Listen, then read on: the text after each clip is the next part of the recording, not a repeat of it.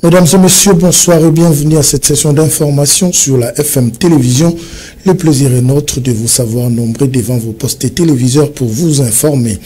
Ouvrons cette édition avec la création d'une nouvelle plateforme.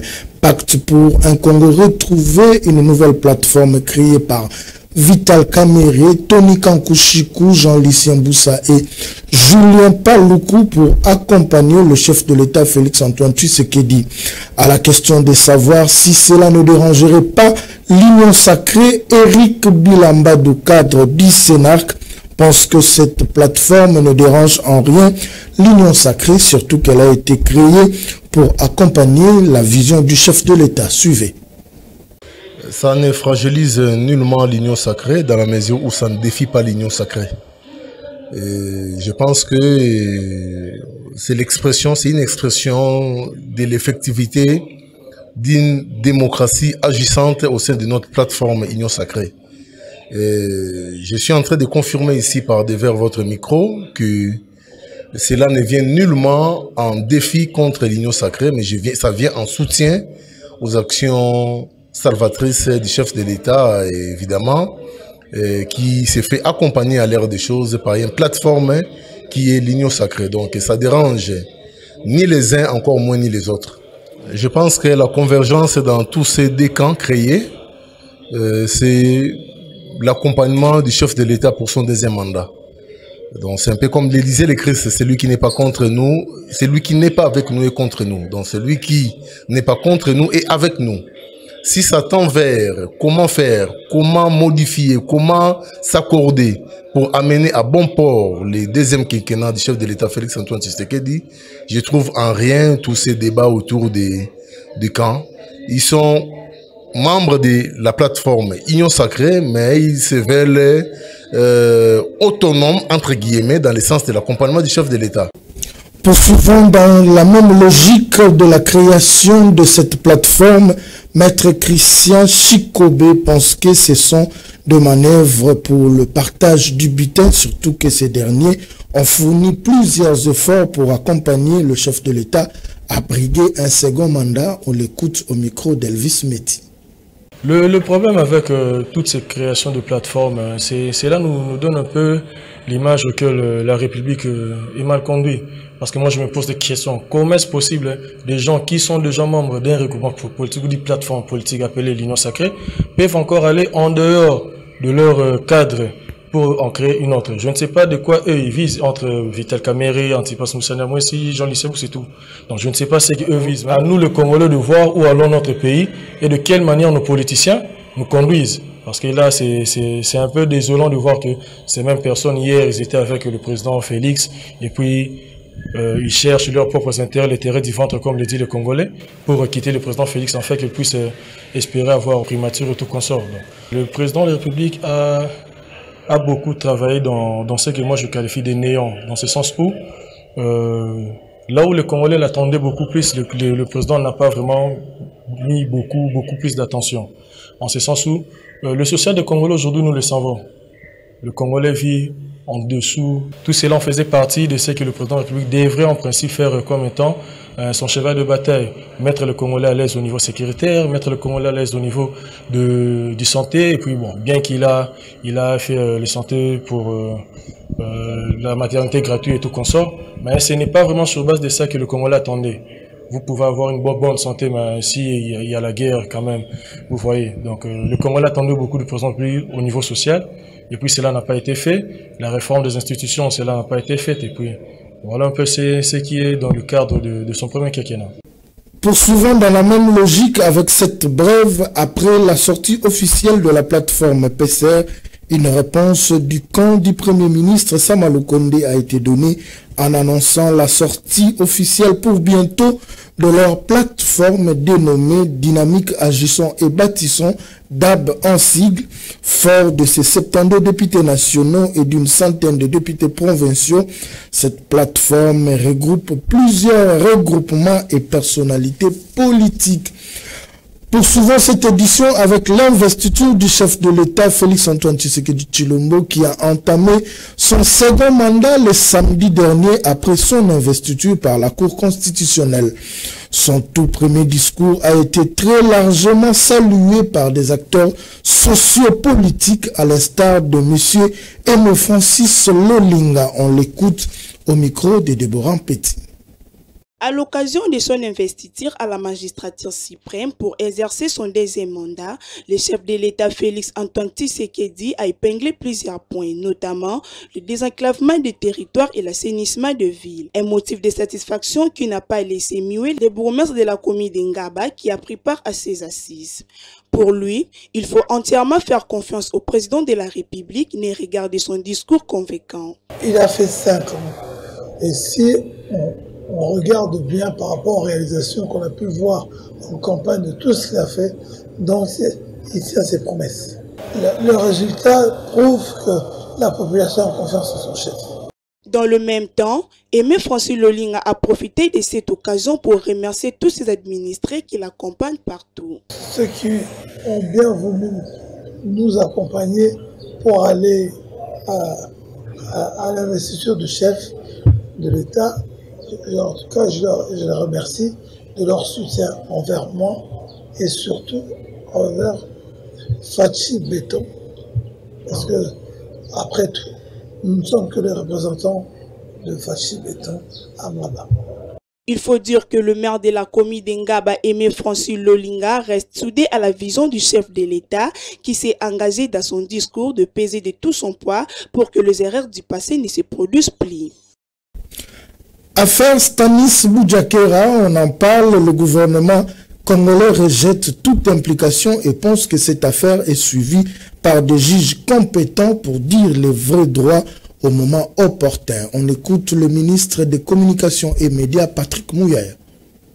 La question qui touche à Stanis Boujakera est une question qui est liée à la sûreté d'État et donc nous espérons que les procès peuvent se dérouler où les procédures judiciaires peuvent être achevées rapidement pour qu'il recouvre sa liberté et qu'il soit en mesure de continuer de travailler. Et c'est une question, comme le président de la République l'a dit, que nous suivons étroitement parce que vous savez, la démocratie en République démocratique du Congo est en train de se consolider. Et lorsque vous regardez, y compris c'est quoi a été la couverture de la campagne électorale, vous voyez que véritablement les opinions se sont exprimées.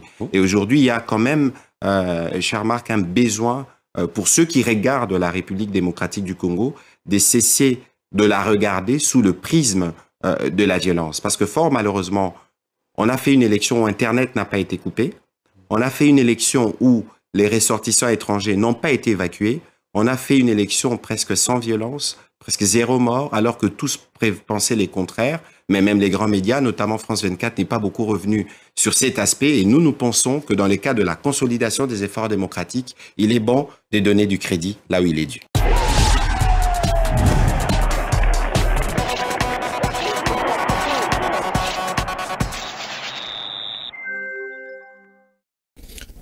Parlons sport à présent. Les Léopards de la République démocratique du Congo sont qualifiés pour le 8e de finale de la Coupe d'Afrique des Nations après leur nul vierge contre la Tanzanie en match de la 3e journée.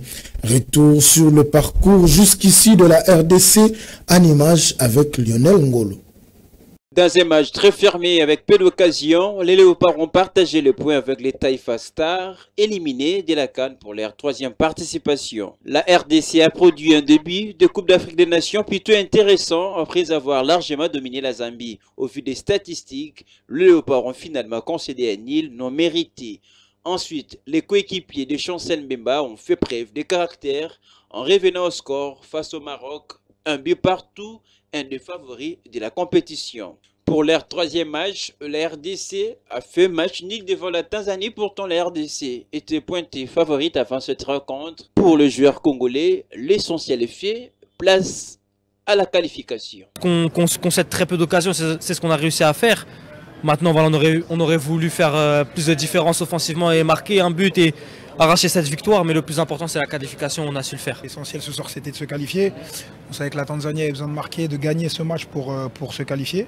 Je trouve qu'on a été solide, en plus on repart avec un clean sheet, le premier de la compétition, ça fait toujours plaisir. C'est la qualification, on sait qu'on n'a pas fait le meilleur match, le meilleur match voilà, c'est pas le meilleur match du siècle, mais le résultat il est là et aujourd'hui c'était ça le plus important, c'était passer, c'était se qualifier.